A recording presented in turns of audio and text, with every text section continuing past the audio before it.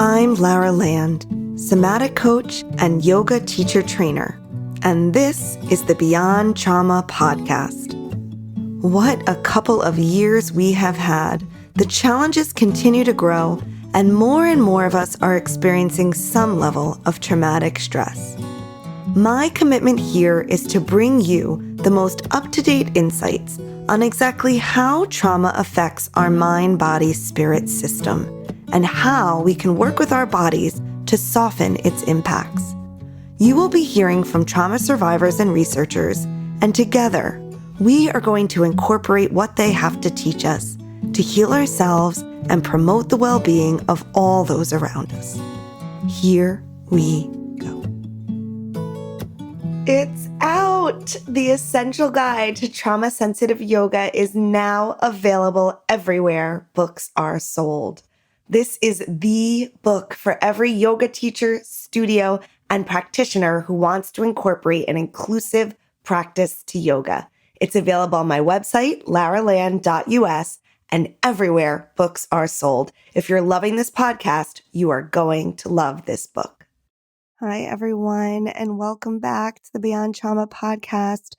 I am so glad to be with you today in conversation. It's a snowy day here in the Catskills, but maybe by the time you're listening to this, it will at least be getting a little warmer. I'll tell you what, I'm going to be getting warmer because I am going to be in Sedona at the Sedona Yoga Festival. So grab your tickets if you still can. I'll be there March 14 to 17. If you don't catch me there, I'll also be teaching at Omega this summer on the East Coast. And I think those spots should be open for registration by this time too. So lots of places to meet in person. But for today, I want to talk to you about this conversation, speaking today with someone who I've always really admired, look up to, known kind of in my peripheral world, and finally got to sit down with her. And that is April Dinwoodie. April is an adoption activist, a diversity, equity, inclusion, and belonging consultant, and a parent coach. Dinwoodie's podcast, Born in June, Raised in April, What Adoption Can Teach the World, helps facilitate an open dialogue about identity, relationships, and differences of race, culture, and class.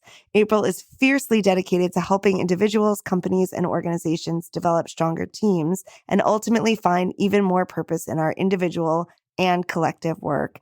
And this conversation, we talk about both the personal and the political aspects of adoption, about what happens when a child is taken away from their family of origin, the kind of identity issues that might go along with that, and what society can do, and also what folks can do as individuals in order to get to know their own identities.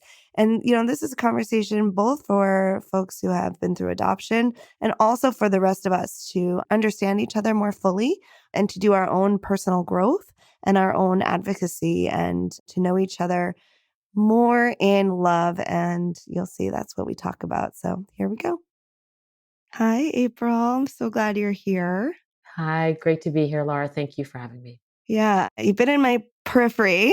We've been in each other's worlds a little bit for a while from our Harlem connection. And I always keep you in mind and just follow what you do. You're someone that I look up to. You always seem to be advocating and you have these great workouts on your Instagram.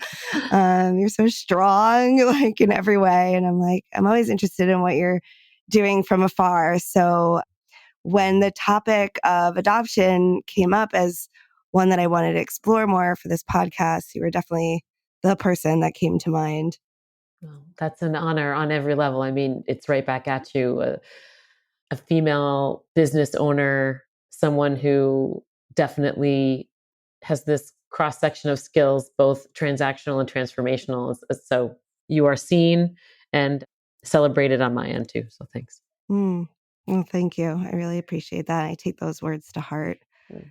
Yeah. So, this came up recently for me, and this is what I love about the podcast and about being, kind of a thinker, right? And in the space of transformation. And whenever I lead my trauma-informed yoga teacher trainings, we do this whole section on what are the kind of events that could cause trauma.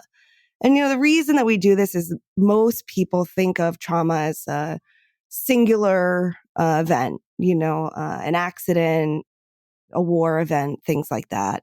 And those are traumatic and may result in, PTSD. But there's also this really important thing called complex trauma. And there are all these events that could lead to trauma that often go unseen. And because they're not as recognized, they're not as treated. And even when we might have trauma from those events, we might not even recognize it in ourselves. And I feel like adoption is a place where that's starting, I'm waking up to that. Mm. And I wonder your thoughts on, is adoption inherently traumatic? And maybe you could shed some light on, why that might be, if so. Yeah, thanks for the starting place, because I do think that is underappreciated just generally, that separation from one's family of origin, particularly mother of origin, is indeed a traumatic event. And that has become more recognized over the past 20, 30 years. I mean, in some respects, more recently, though, with a sharper point on it in terms of, regardless of how conceivably benign an adoption, a family separation is, because there's any number of ways a family can be separated. But let's just say, under the best conditions, a healthy mom delivers a healthy baby in a hospital with a lot of care, and then right into the arms of a waiting parent or family, any ways of that existing, seems like, okay, baby from birth, we're ready to go. But what we know, especially from people like Dr. Bruce Perry, is how the brain organizes itself, especially in the early part of life.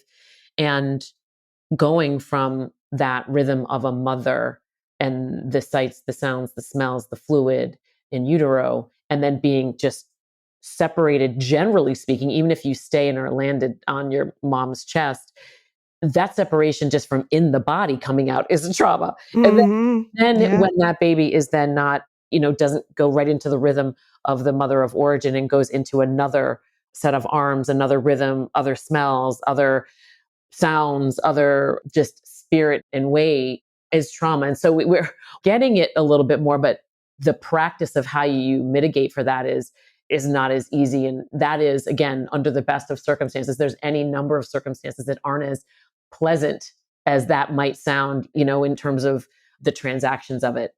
There are many more ways that this happens, and additional complex trauma that happens as a result.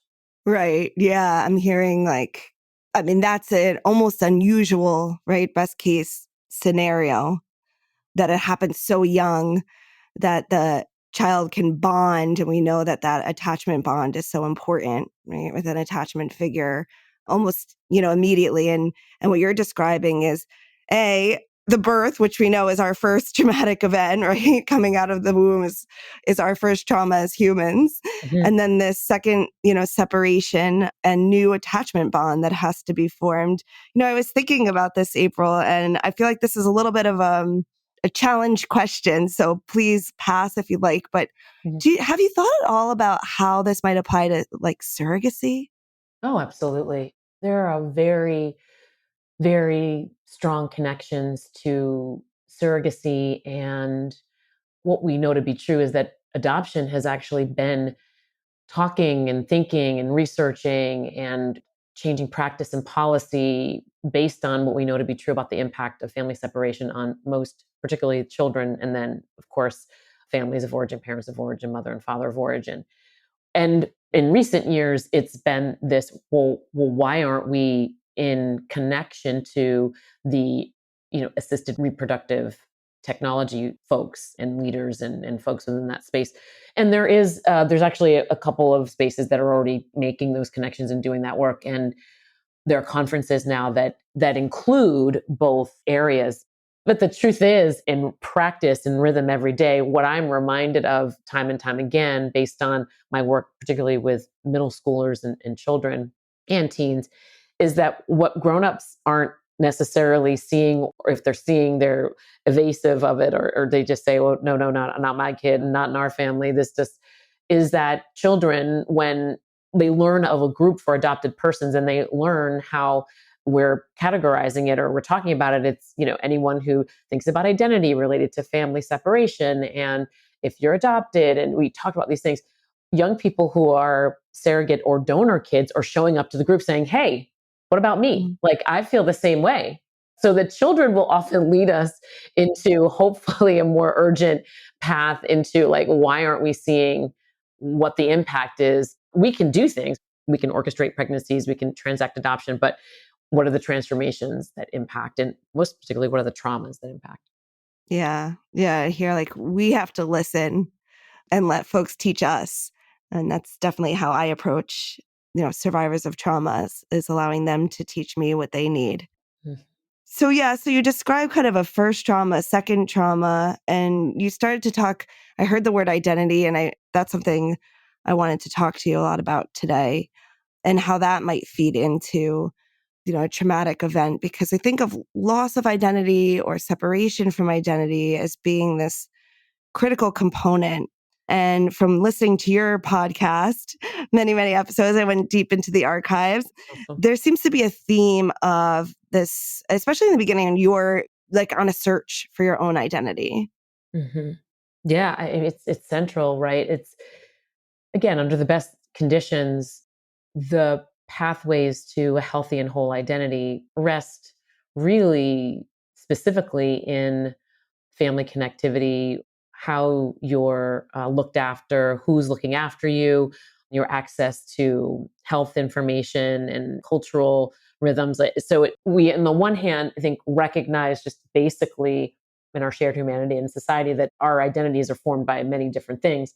And a lot of times we celebrate that, and we're looking for clues to identity in any way. And then all of a sudden in adoption, it's almost as if that thinking goes completely away, and oh no, you don't need to know any of that stuff. You just can, you're a blank slate, tabula rasa, like you're a new person with a new language and a new place and new ancestors. And it's like, wait, hold on a second. Yeah, No, like that's actually, we can't have it both ways. that's right. Yeah. It's like society saying one thing to some people and this whole other thing to adopted people. And Mhm. I guess that's where your advocacy comes Mhm. in. Yeah, for sure. Personally, it was this thing that even before I had my language to describe my thoughts and feelings that early on in my existence, I knew adopted into a white family. I wasn't the same as them. Like I knew that early on. Like I was a crier. Mm, I cried a lot. Trauma, right? Like yeah. separation from family of origin. I had a lot more emotion that was readily expressed and usually placed in a different place from whence it came. So I'd cry about spilt milk, for instance, right? To use the old adage. But really, it Yeah. wasn't about the milk. I was scared. I was wondering where my family of origin was. I was wondering why I was so sad. I didn't, Mm, there's so much chaos I didn't understand. But then I was doing something over here and I was crying, but I wasn't getting the care. I was just being told, oh, you're dramatic. mm, You're such a crybaby. And because that was not how my family was designed. So there was definitely this kind of like real impetus for my own like survival and understanding. And quite frankly, to find more love in my family of experience. I call that my adoptive family. That's the family I experienced. I was originated in one family. I didn't stay with them, and I was adopted into another. That's the one I experienced most fully. Okay, so there's advocacy, like self-advocacy. Like I needed to find a way to sort of fit in and be like protected. And I was doing that in ways I think back now, and it's remarkable to think of a child of my age of organizing myself and the others around me so that I stayed safe, right? It was just innate.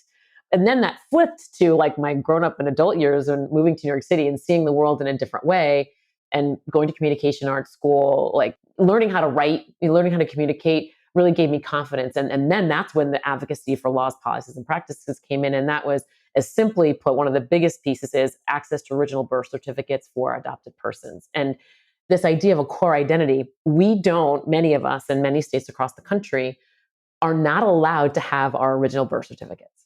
just unbelievable. There's no other class of people on the planet that is kept from their own identity and their families, just the knowledge of them in a way that adopted persons have.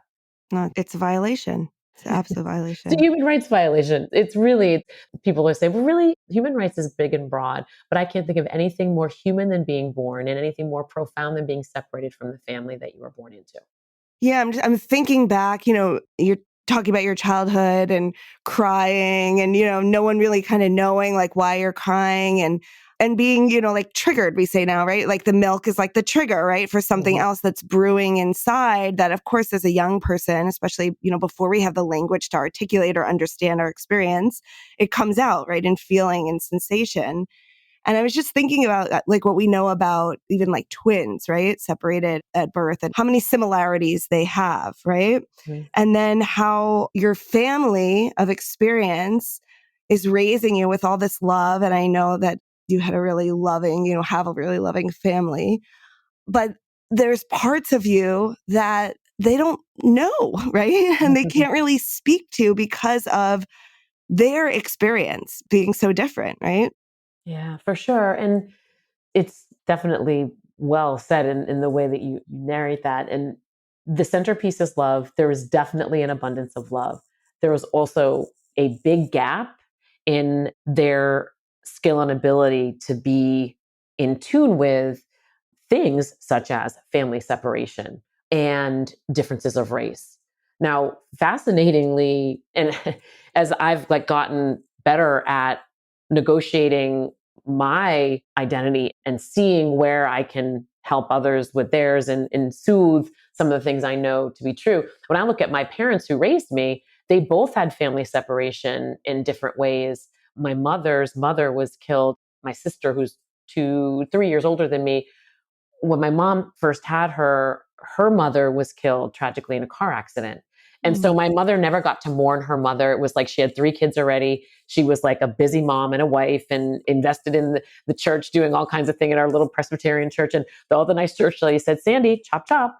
You mustn't stop here. You must continue to move on. And so she never got to mourn her mother. So she could never understand the mourning of the mother that I lost, that I never got Yeah. to have. Right. So there's that piece. So there's the parts of like not knowing, like even clinically what was happening. But when I think about not knowing emotionally how to hold me in some of that complexity when her grief and loss was not met and probably closed up. So there's that. And then my dad decided to separate from his family because there was some family conflict. And he was like, yeah, I don't need you. So it was kind of like Mhm. he looks at me going, why do you need them? Like I could do that.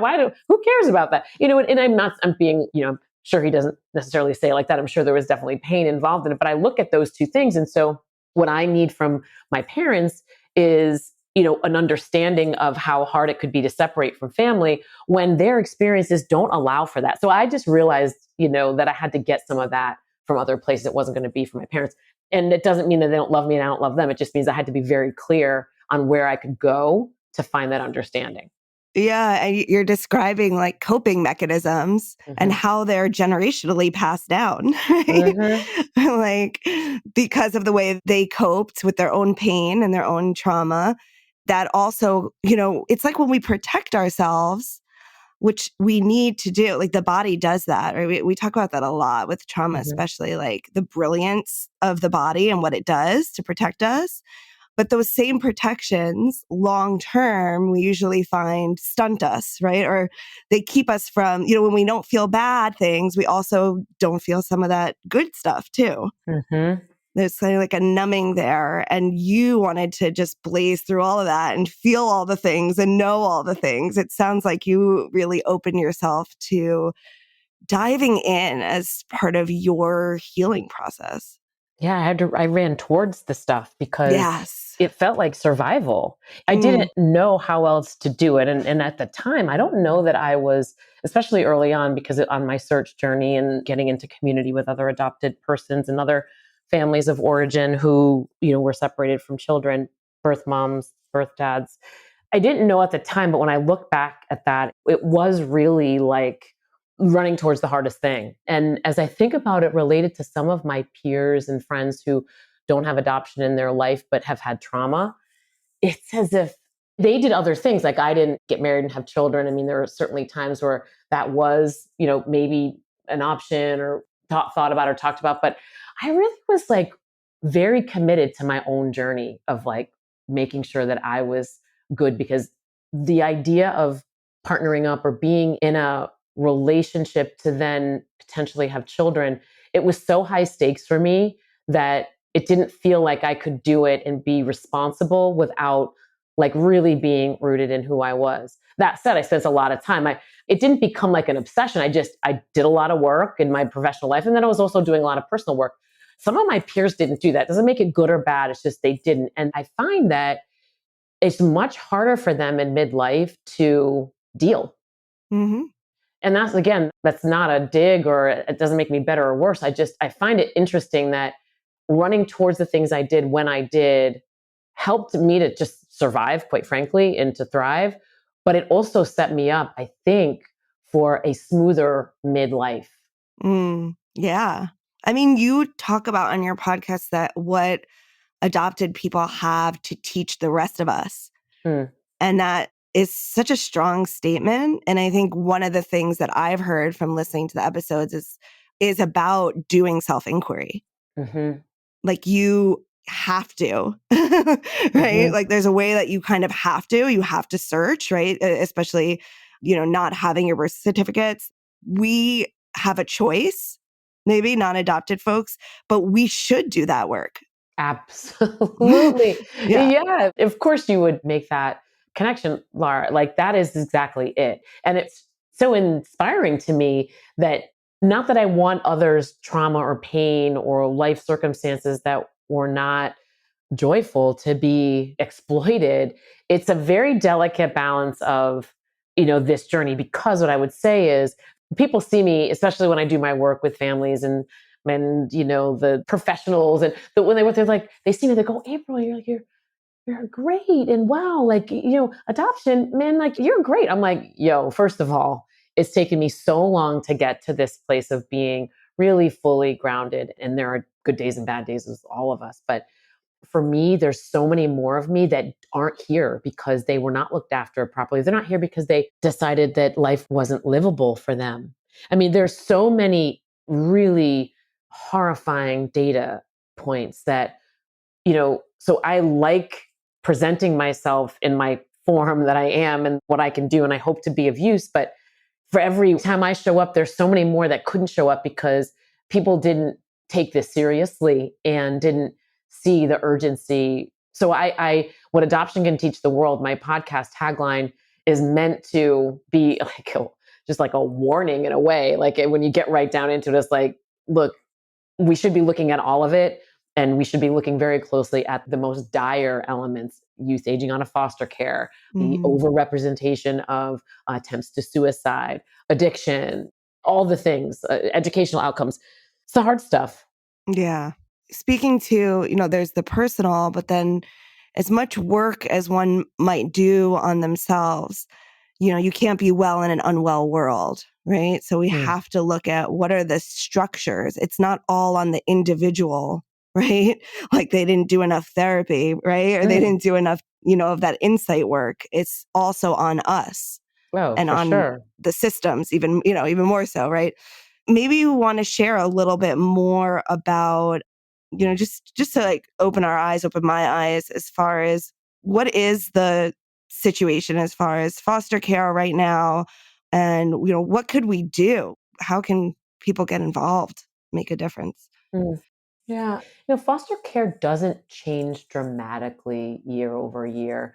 There, and at any given point, there's 400 plus thousand youth, children currently in foster care. But that doesn't mean that they're all having an adoption plan made for them, right? There's always about 100 some odd thousand that are what you would call the language is so terrible, available for adoption, which means the parental rights of their parents of origin have been terminated. And so there's a pathway to adoption, guardianship.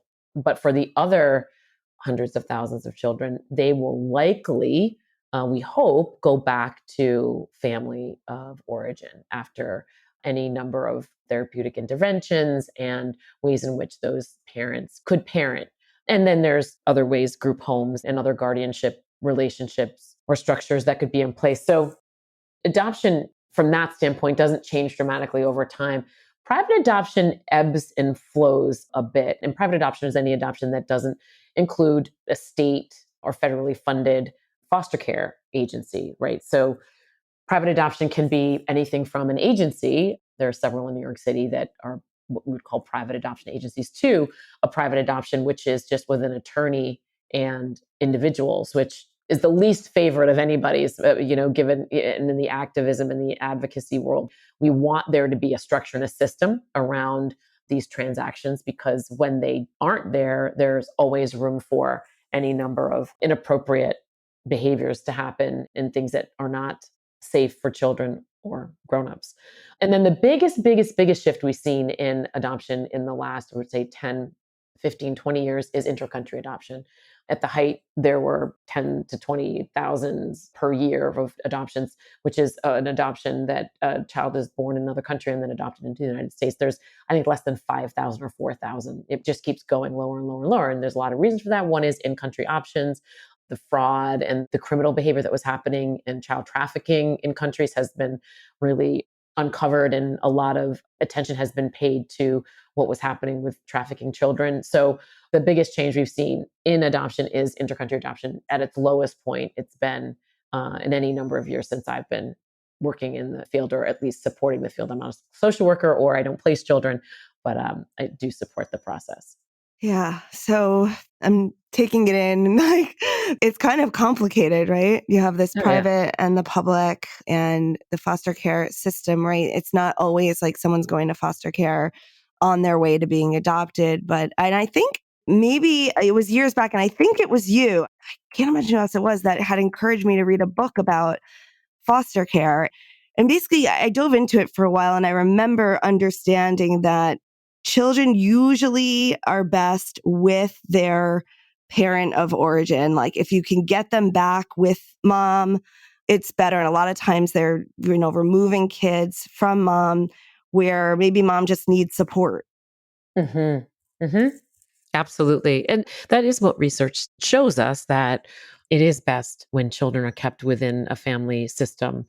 And it's not always the case. I mean, there's always outliers. And I say this, even in the most complicated circumstances, when child has to be removed for abuse, neglect, there's always one, I think, safe family member, even fictive kin, as we say, is like a friend of the family who's a good Mm, human that could be tethered to this person. Because regardless of how often I have seen young people at any stage and age of their existence as it relates to adoption and foster care, they always want to be, they have questions. They have questions about their kin. And do I have siblings? And do I have, what does my dad look like? And this is like our most basic elements of identity. So it's so critical that even if there can't be a connection, like legal connection to family of origin, there are ways that there can be a relational connection and a way in which to pull in some of that ancestry. And it's so funny because this is like a direct correlation with this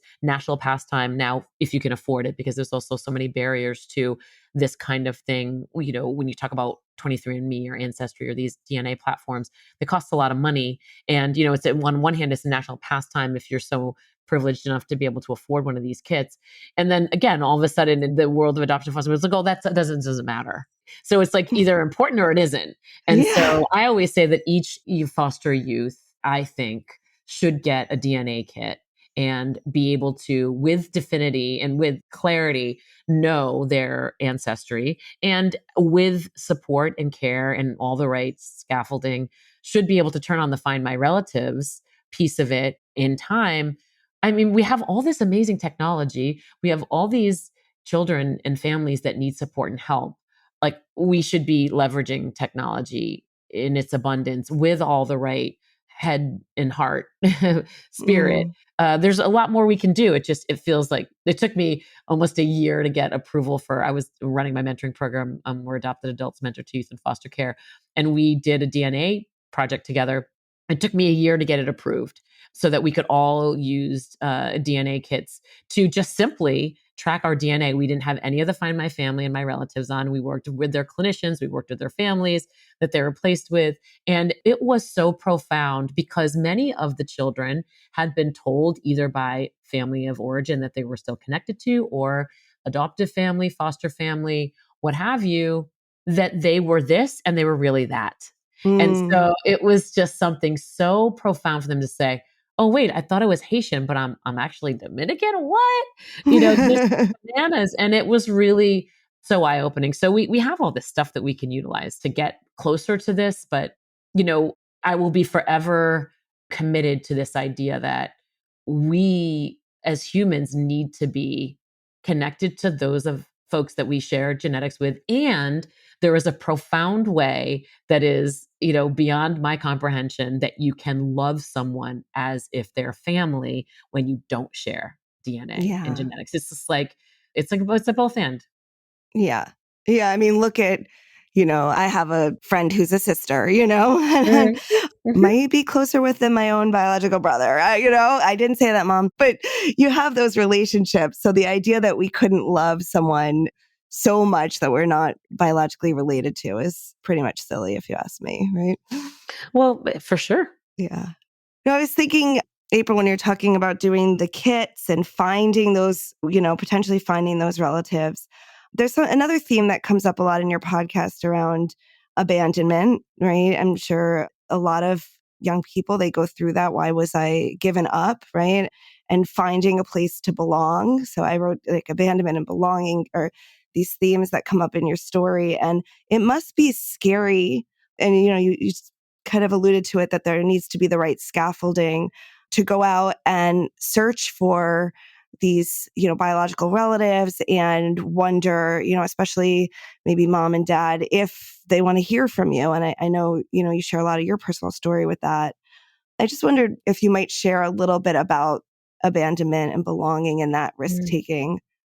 Yeah, well, it's certainly deep and layered. So, when I finally got my paperwork from the hospital that I was born in, it took me a while to sort of sort it out. I wasn't supposed to get the paperwork. It's like not something you're supposed to get, especially in the state that I was born in. And so I got lucky, and it's one of those things that you can, but the stories can be told that you'd find certain pieces and parts. But I got my whole like hospital record from the time my mother of origin checked in to the time she checked out, and I stayed and then went into foster care. And one of the things that I learned was it took me a very long time to be born, and that there was this really sense of urgency from the doctors, like, wow, water broke, I was in too long. They were like, oh, marcomium sepsis, like this child has to go out. They were about to do like an emergency C-section, and I came out. So Mm, I think of it from that standpoint, that even then, I think both my mother of origin and me as this baby spirit body, we knew we weren't staying together. And I think we were both hanging on because once I saw the light of day, I think she had already planned for knowing, and I and maybe my spirit knew. And I think we were both just sort of gripping on as tight as we possibly could. Right. So I think, like, just from that standpoint and how I just see the world in my spirituality, that was something that I've recognized in probably about the last 10 years. And so I think with that in mind, then you have the narrative of my parents that raised me saying, oh, very little about her. And we didn't talk about it much, but whenever we did, it was like, well, she loved you so much. And that's why she made this plan for you. So at once I was like learning about love and that you keep things that you love. And then I was also like mm, wrestling with, wait, you're supposed to hang on to things you love, but why did she not keep me then? So, and then the conversation didn't go beyond that. So I never really understood this idea of like, okay, so most of the time you love something, you keep it, except when it's a baby, except when it's April. I'm like, wait, what? So it was definitely very confusing. I don't know that I ever really internalized this idea of being abandoned. I've definitely done work in therapy about that idea and that word. I've done some work on that. And that there are certainly times where that comes up, but it more leans into like not being good enough. mm, It's like being abandoned is sort of discarded in a way. It's almost like they don't know you enough. It's like it's less personal.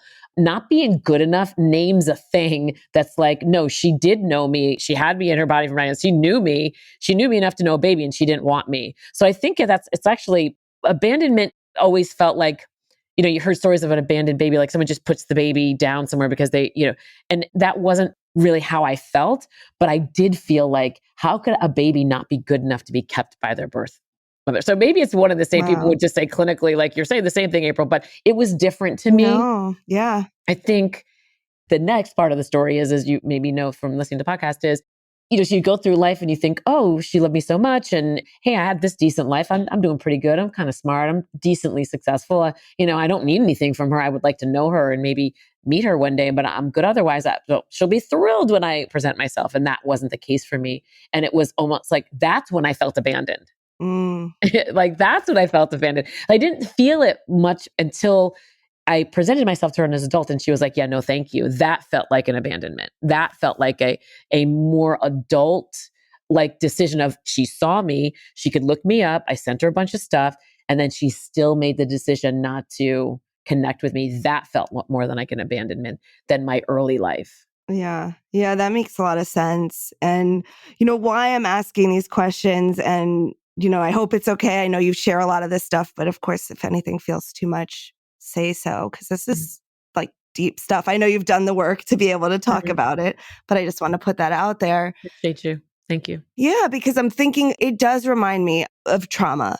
And I could see even in the little, I know you have that kind of, you thrive, right? You're kind of like a powerful woman. We start out the conversation kind of talking about that. Like Mhm. to me, you're like fit, you're successful. And sometimes that comes from what you were saying, like that idea, like I wasn't good enough, so I'll prove to everyone Mhm. how great I can be. And that is a kind of trauma response. Absolutely. There's no doubt in my mind. There's no doubt in my mind. And what's fascinating about that, as much as I've learned, is that it's really not up to anybody else but me. Like, I have to adopt myself in a way. I have to see myself. No one is going to be able, I don't think, to grant me the Mm, thing that I need. It has to be, it's an inside job. And it's helped by people that do their work and that ask questions in a loving way, and that tap out when they know they can't be there for me. It's definitely helped by people around me, but I've learned that it's not their responsibility, and that I've got to be my own, you know, the one who sees myself first. It's really about belonging to myself.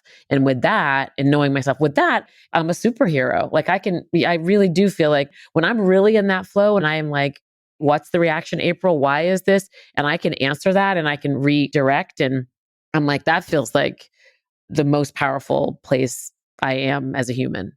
mm. Yeah, and that's kind of what I wanted to get to ask you about, because like just identifying, that's why I wanted to go in a little deep to identify some of the trauma responses and speak to.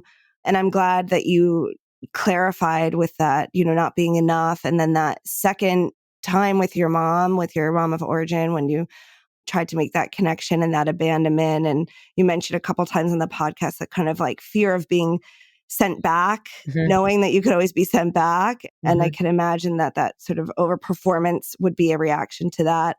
And the Absolutely. reason I bring it all up is actually to get to, right? And so we can always try to leave the listeners with a little bit of like advice of like, and Hmm. not the same thing works for everyone, but Hmm. what are those things that have worked for you to heal your own self? Yeah, oh gosh, it's a combo of things. It's a cocktail, if you would like. It's just definitely a bunch of different things. I mean, first, early life, what I feel was divine was my being enfolded into a family that was very much of the earth. Like, we grew up on a farm, there were animals around. I had my feet in the dirt. We worked. We were a working family.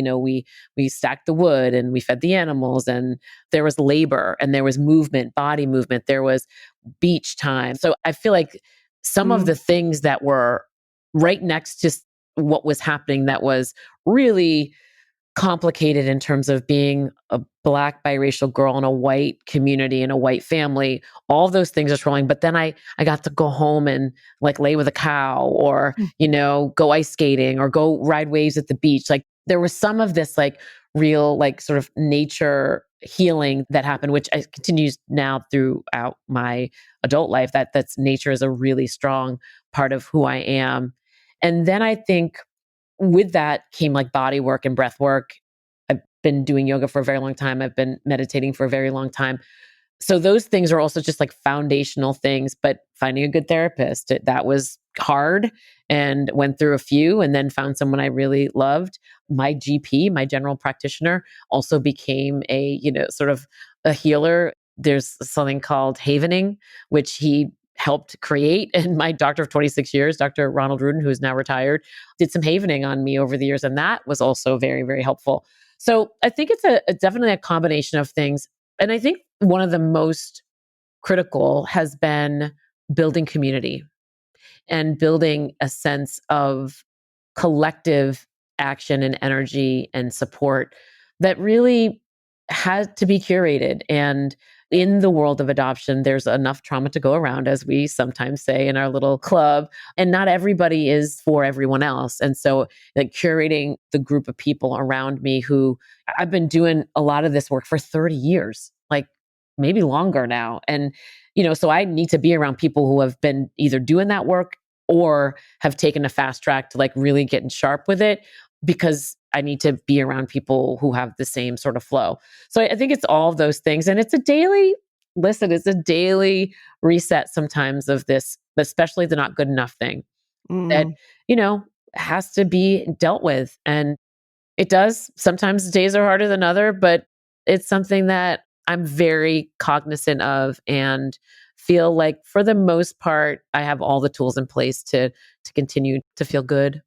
It's an important point that, we can very often think of healing as this thing of like, I'm healed or I'm not. And that's not really how it is, right? We're all in process all the time.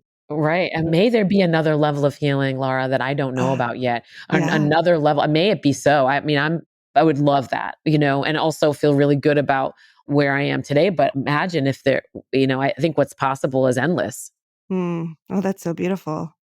That really comes through. I mean, it sounds to me like it must come through like the meditation and the yoga, because to get Yeah. to that realization is really high. And a lot of times in like a conversation like this, which is such a blessing, I'm reminded of just how powerful I am. When I sit with you and you make this kind of space and and you take such care in how you word questions, and you give me agency to share what I so choose. It just reminds me of how okay we are and will be, given on the left and the right and the up and the down. There's so much chaos. But Mm. right here, right now, this is what's possible. Oh, wow. Yeah, that's like, I mean, that's yoga, presence and being with each other. Mhm. It's love. Mm, It's really love. Seeing each other and wanting to know more and learn from each other. It's a beautiful thing that we can offer each other.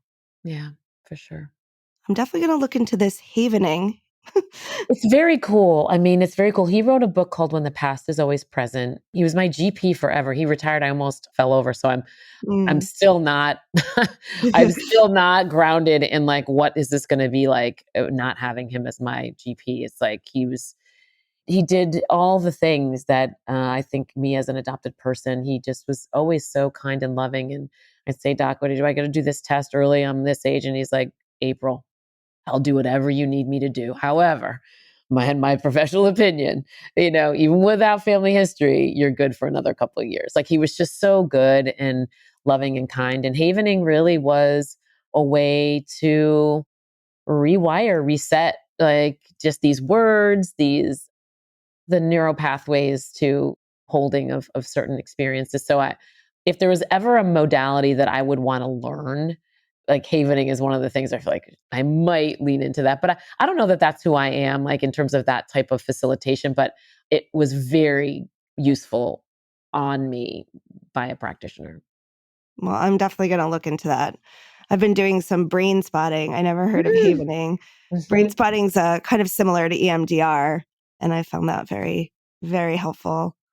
I'm always looking for the new modalities, so I'll be reading Yeah. that book for sure. Yeah. Yeah. So When the Past is Always Present is an older book. And I think he probably did write a book about havening, but if you just look up havening, you'll see there's classes, there's the thing. And, it's still fairly new-ish, but I do think there's a movement of folks that are doing it more. But I found it great. But then again, like I'm Reiki and talk therapy and Yeah. myofascial, like you name it. Like I'm like all about Let's do all it. the things. Me too. What else Yeah. can we do? Yeah, Yeah. exactly. Oh, the Exactly. Reiki. I had an incredible Reiki session about a month ago, and I'm trying to get her on the podcast. It was my Ooh. first time having Reiki from this woman. I think she's Oh, a little wow. shy to come on, but it was that good. I was like, you have to come Wow. on and tell me, because it's selfishly, I'm like, can you come on and tell me what you did? Because it was so Right. good. Like, what was it? No, it's amazing. How fortunate we are that we have the ability to really to lean into all those things and to provide them for folks. So Hmm. really wonderful. Yeah, I often find that if I ask, at that time I was like, I need help. Hmm. And I often find if I can just somehow get that little prayer out, Hmm. I ask it of myself, of my body to release and to open. And so it's something of the modality and the healer, but it's also, like you were saying, giving credit to yourself for the work like we're a part of it, right? It's not this expert, like this person's going to heal me, right? It's like Hmm. we're in process of healing, and like sometimes another being helps us in that. Hmm. Absolutely. Absolutely. 100%. That's what how we're designed as human beings to be able to do that for each other. Yeah. And if my work and my life and my ability to speak openly about the experiences can foster that or bring that forward, then that's also a part of my healing, Mm. honestly. Yeah. I mean, from talk therapy and like making meaning, Hmm. right? Like Hmm. this is something I was thinking of when you were talking about how like it can be exploited, but like the other end of it is like making meaning of our experience is such a powerful way to heal. Hmm. Hmm. Absolutely. Yeah. Absolutely. Hmm. Especially with something like adoption, to come back around to the beginning of the conversation, which has been so misunderstood and misrepresented. It's like, it's either the nightmare or the fairy tale, and there's Mm. nothing more to see here. And then one of the most profound identity journeys that any one person takes through separation from family of origin is kind of broken down to something that it ought not to be even a thing. And so we're reconstructing this idea in real time, which is not what anybody intended at all. I mean, no one ever back in the day when they started to formalize adoption thought, oh, we're all going to be talking about these things. Oh, these people are going to actually get back together and kind of decide that this was not the best idea in some cases. Like, whoa. So we're really turning it on its head, which I think needs to happen. Yeah, good for you. And I think this is what happens when, someone goes through a trauma and then they come through it and they advocate, right? They help others along wherever they are in that path. And then I just think it's so powerful. And in that vein, I wanted to ask you for some recommendations, like for where you'd like to see maybe like adoptive family. Like you said, your parents of experience didn't really know everything they needed, right? Especially about a transracial adoption. What are some like future recommendations? If you could dream up Mm-hmm. your best case, would every adoptive family have counseling? Like what would it be? Hmm. Yeah, sure. I mean, family preservation is top, like just making sure that families have what they need so that they don't have to be separated. And in the case that it's a definite need for separation, whether by a mother of origin, family of origin decides that the parenting isn't for them, then every family, both birth and adoptive, gets therapeutic support. One thing we don't do very well is give support to the women. Mostly, obviously, women have to do the relinquishment once they have the child, but then fathers too who are present, they don't get enough support post relinquishment or post separation. So that's a big thing. So every person should get that support that they need. And then obviously parents who are adopting, when there should be a vetting process, there, and people say, well, adoption should be easier. And I'm like, then you look at when it is easier, sometimes what happens, and there's all kinds of criminal behavior that happens and isn't healthy for children. So parents who want to adopt should have to have training, and the only training that you have to get is if you adopt from foster care. In many instances, like that's the law says you have to have, I think it's between 24 and 27 hours of training before you adopt from foster care. And other ways like private adoptions can vary. Sometimes there's training before and after, sometimes not. So I would say that any adoptive family needs to get that pre-adoption support and then the post-adoption support so that the family stays in a good rhythm. There's a lot of adoption dissolution that happens when a child is rehomed or a child is, an adoption breaks and the child goes back into the system. That happens more often than people care to admit. So there's a lot of pre and post-adoption work that needs to be across the board. And there's some projects that I've done, the Quality Improvement Center on Adoption and Guardianship, and then the National Training and Development Curriculum for Foster and Adoptive Parents. One of the things that I do is support some of those work, and that's all government work, and that's really open source content for parents who are looking to adopt, that they can find that on their own and agencies can tap into it. So there is a lot of attention being paid now to this pre and post adoption. But the last thing I'll say about it is it has to stay in the modern moment. Just recently, there was a white adoptive dad that went viral with his Black baby saying, I just adopted this baby. He's like brushing the hair really hard. It's like, just adopt this baby. I'm trying to get into Black TikTok so that I can get some advice about the baby's hair. I mean, like, we as transracially adopted persons went crazy. Like, wait, what is happening here? So one of the things that I think is to put a finer point on it, anybody who's adopting should have to sign some kind of a contract that says, I will keep my child off social media. Oh, yeah. Because there's no good outcome, from parents who just want social capital to some of the parents that you see that are literally earning money from this adopted child. And then the last is that you think about the parents or the mother who had to relinquish that child or got that child removed from her, has to see that child on social media. Oh, I yeah. can't think of anything more horrific than having that be the case. So the future, any parent that adopts must sign an agreement, and the criminal action could be taken if that child appears on social media. Period. Something I never thought about and seems so obvious now that you said it, April. Insane. I mean, it's just so exploitive, and not every kid wants the world to know that they're adopted. Number That's one. right. Yeah. Number two, again, family and family of origin watching imagine a heartbroken grandmother that's not able to see her baby and then sees it plastered all over social media. I can't imagine how traumatic that is for the families, a grandmother, mother, cousins, siblings. I mean, it's just not okay. No, it's definitely not okay. I mean, I even feel like conflict about, posting my own child on social media. Like, Absolutely. I'm like, I don't know. I have a private page for family, and I Right. really don't even put her, even just smiling sweet baby pictures. Cause, we have to be smart about this day and age, and we just don't know where things are going to end up. Amen. Amen. And it goes to the agency of that little being, right? Because they are a person. Absolutely. And, They they absolutely want to are. have some say about that later. That's exactly right. Such We a good take that point. away from them. So there's any number of things that I think are important, but those seem very relevant right now, given some of the things that are happening in our world of social media. But yeah, I'm hopeful. I'm always hopeful. Look, it activates so many people's emotion, even the professionals that are tasked with the technical and the transactional. It's so humanly centered that it's not without a lot of just human complexity of how do we even feel about this? And so it's big work. Yeah. Yeah. It touches every layer.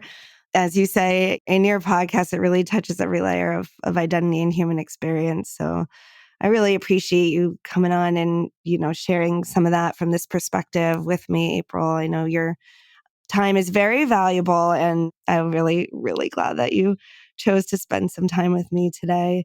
I wonder if there's anything that I should have asked you that I neglected to ask you. Well, maybe I'll have to come back on because there is this idea that I've been thinking about now and we'll start to write more about of not having my own children and how the experiences of adoption have impacted that part of my life. And we talked a little bit about, running towards some of the my identity work, and that helped certain relationships and didn't help others. But there's definitely, more to the story. And if you ever have a theme around that, I'd be happy to come back on. But it's definitely lots to talk about. Oh, yeah, and it's funny that you say that because one of the, original ideas, the conversations that brought you on was talking to a friend of mine who's adopted about some of her fears around like raising her children Mhm. and her fears about her children leaving her. Like if her Mm. if her yeah, listen, there were times I didn't talk to my mom for maybe even a month when I was in college. And I think Mhm. like I mean, we have very young children, but she's already fears that very much. Mhm. Mhm. Well, it's all the things. So I Yeah. can feel that, and yeah, so maybe another conversation for another day, but this was a joy, and your work is so profound and so important, and I am really grateful to be included in your world. Well, thank you, April. We'll leave them on a cliffhanger. We'll bring you back on. In the meantime, tell folks how they can find you, read about you, and all that good stuff. Sure. I am on all social media platforms, June in April. That's JUNEIN, April, one word. Fun fact, my mother of origin named me June, and my parents of experience, my adoptive parents named me April. I didn't know that all until I was older, and I'm born in October. So born in June, raised in April. And then the podcast is Born in June, Raised in April, What Adoption Can Teach the World. And that's on all podcast platforms. And then juneinapril.com is my website. Great. Well, I'll be continuing to follow you and your work and making my way through that archive, April. Thank you again so much for being here. Appreciate you. Thanks. As we buzz around the busy world, it becomes clear there are billions of paths. As we buzz around the busy world, we will appear in other people's photographs. As we speed through the centuries, we will collide and the light will bend. We will be accidentally immortalized in someone else's land.